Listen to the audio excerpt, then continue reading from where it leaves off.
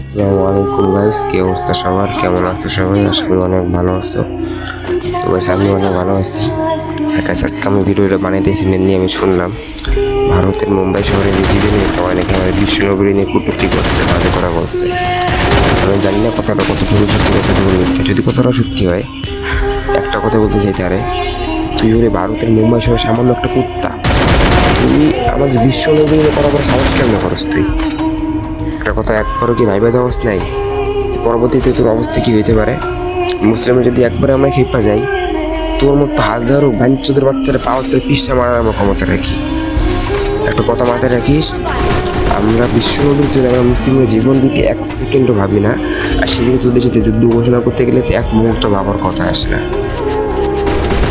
তুই পরে তার এনে কীভাবে কথা বলতে পারস তুই? তার স্ট্যাটাস তোর স্ট্যাটাস একবার দেখছস তুই? আমি বুঝলাম না, আমরা ধর্ম নিয়ে যেটা ধর্ম নিয়ে থাকবো, এই ধর্ম নিয়ে তো গাড়াগাড়ি মারামারি কুতুবটি এইসব কী ভাই? এর আগেও এরা বলছে নবী নিয়ে খারাপ কথা বলছে, আবারও এরা নবী নিয়ে খারাপ কথা বলতেছে। হ্যাঁ ভাই, আল্লাহ তাআলার কাছে একটাই রিকোয়েস্ট, আমার যত স্বপ্ন ছিল একটা পূরণ করা লাগবে না, তার সাথে আমার একটা বার আল্লাহ তাআলা মিট করে দেন, তার কল্লাটাকে একটা আমি হাতে নিতে যাই খোদা, এতে যে পাশে যাও আবার হবে। আমি বাঞ্চুদের বাচ্চার একটিবার দেখতে চাই, বাঞ্চুদের বাচ্চার কলজেটা আমি একটিবার দেখতে চাই, কলজেটা আমি চাই না সেরকম ভাই।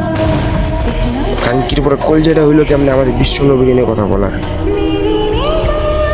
আমরা বিশ্বনবীর সেনা, আমরা কখনো মরণের ভয় পাই না, নবীর জন্য জীবন দিতেও রাজি আছি আমরা। তোমরা কারা কারা নবীর জন্য জীবন দিতে রাজি আছো সবাই আমার কমেন্ট বক্সে ছাড়া দিবা। সবাই ভালো থেকো, সুস্থ থেকো, খোদা হাফেজ।